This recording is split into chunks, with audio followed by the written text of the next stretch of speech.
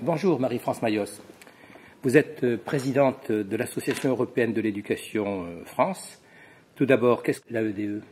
Donc c'est une association qui a été fondée en 1956 à Paris et dont le principal objectif est de promouvoir l'éducation à la culture de la citoyenneté européenne. Alors, vous êtes présidente de France, ça signifie de France. Ça signifie que dans chacun des pays d'Europe, voilà, il y a une vingtaine de sections nationales à travers l'Union européenne et une section en Suisse qui est très active. Très bien, vous avez présenté ce matin Elicite, oui, que vous avez qualifié de projet multilatéral mis en œuvre par l'AEDE et accepté par la Commission européenne, qui vise à apporter son concours dans la formation des éducateurs à enseigner la citoyenneté européenne. Oui. Il faut donc former des enseignants pour enseigner la citoyenneté européenne. Et pourquoi? Eh bien, écoutez, on s'aperçoit d'une part, au moment des élections européennes, que la mobilisation des électeurs n'est pas ce qu'elle pourrait être, qu'il y a un déficit d'information au sujet de ce qui constitue d'une part les institutions européennes, d'autre part les enjeux européens, le fait que les décisions, qu'elles soient régionales, nationales ou très locales, sont très souvent des applications ou des transpositions de décisions européennes et que le Parlement européen représente en fait la voix des citoyens européens. Ce sont des enjeux particulièrement importants. Donc les enseignants, de ce point de vue, ont un rôle majeur à jouer alors? Oui, absolument. Donc vous centrez essentiellement sur la mission de l'école pour participer de la formation et de la sensibilisation. Voilà, nous sommes bien conscients que ce n'est pas l'école toute seule qui peut réaliser cette éducation, mais que l'école a une mission particulière pour cette éducation européenne. Alors vous êtes en train d'écrire un cadre de référence de compétences nécessaires aux enseignants, justement pour développer chez les élèves une conscience et une culture de la citoyenneté européenne. Oui. Est-ce que vous pouvez nous dire quelques mots des travaux actuels, ou est-ce que vous en êtes exactement de ce cadre de référence? Eh bien écoutez, on a travaillé pendant toute une année. Une première version de ce cadre de référence a été présentée, travaillé dans une réunion en mai 2011. Chacun des partenaires, donc il y a 16 partenaires de 8 États membres de l'Union, chacun des partenaires a retravaillé, en a fait une expérimentation auprès de collègues, et nous allons pouvoir écrire une deuxième version. Et les compétences que nous visons se répartissent en 7 domaines. Moi, je souhaiterais qu'on développe celui que vous avez intitulé l'European Literacy. Oui. Et vous avez insisté sur ce mot.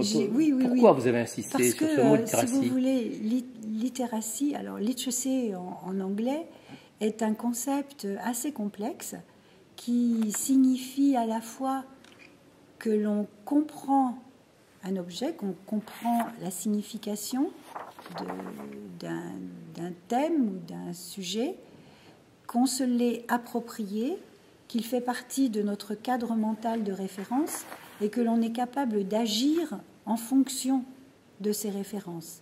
C'est un mot que le mot culture en français ne rend pas très bien. Et donc, je préfère utiliser le terme littératie qui, j'espère, est accepté dans la langue française. Donc vous avez francisé le mot, si j'ai bien compris. Voilà. J'ai vu aussi également dans ce cas de référence un point qui consiste l'utilisation des technologies de l'information et de la communication. Oui. Est-ce à dire que vous estimez à l'AEDE que l'ICT, enfin les TIC, pour utiliser au moins sa forme française, ont un rôle aujourd'hui important dans la formation des enseignants, donc dans la formation des élèves? Oui, bien sûr. Et pourquoi et comment? Alors, à plusieurs niveaux. Oui. D'une part, parce que les élèves apprennent plein de choses en dehors de la classe. Ce qui signifie donc qu'il n'y a pas que la classe qui soit le lieu de l'apprentissage. Ils apprennent plein de choses à l'extérieur par l'intermédiaire d'Internet, des réseaux sociaux, etc. Et qu'on doit être capable dans la classe de revaloriser et de les aider à trier, de les aider à avoir une approche raisonnable et critique par rapport à tout ce qu'ils apprennent à l'extérieur. Bon, et d'autre part, quand dans une classe ou dans un établissement, on souhaite mettre en place des projets européens ou internationaux, on est obligé d'avoir recours à des plateformes de travail collaboratifs si l'on veut travailler avec des partenaires aux quatre coins de l'Europe. Si je comprends bien, les enseignants qui participent aux travaux de la EDE sont déjà dans les technologies d'information et de communication par les plateformes. C'est obligatoire, je veux dire, mais on peut pas alors, faire sans. Inciter les enseignants à développer l'usage des réseaux sociaux, quand on sait que les jeunes les utilisent déjà, est-ce que vous ne pensez pas qu'il est nécessaire également d'initier les enseignants au danger que cela peut constituer? Évidemment. Et alors, est-ce que c'est prévu dans votre... C'est complètement prévu, c'est tout à fait important. Sous quelle forme? Donc, on a une rubrique qui mentionne les mesures qui ont été prises par l'Union européenne dans le cadre de la protection des individus et des jeunes en particulier par rapport aux dangers des réseaux sociaux, aux dangers de l'Internet. Et à partir de la découverte des mesures prises par l'Union européenne dans ce domaine, on peut on peut démarrer une réflexion plus approfondie sur pourquoi ces mesures ont été prises et quels sont les dangers réels, etc. Parmi les objectifs que vous êtes assignés dans ce projet illicite, je vois que vous avez l'intention de collecter l'ensemble des ressources disponibles mais éparpillées pour justement que les enseignants puissent en bénéficier dans leur formation et dans leur usage. C'est-à-dire que vous allez développer la mise en œuvre de plateformes de ressources en ligne? Oui. Ça sera donc totalement numérisé et organisé. Et vous le faites avec l'aide de structures d'organismes? Avec nos ressources. Avec vos propres ressources. Donc c'est vous, dans le projet, il est prévu cela?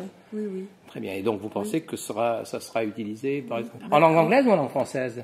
Dans chacune des langues du partenariat. Dans un premier temps, on a 8 langues dans le partenariat. Oui. Et puis, une fois que le projet sera terminé, on espère étendre aux 23 langues officielles de l'UE. Alors justement, ce projet se termine quand? En septembre 2013. Donc en 2013, nous pourrons donner à l'ensemble des enseignants qui suivent Educavox une adresse pour cette plateforme. Unique. Voilà. Très bien. Écoutez, je vous remercie, madame. Mais avec plaisir. Merci à vous.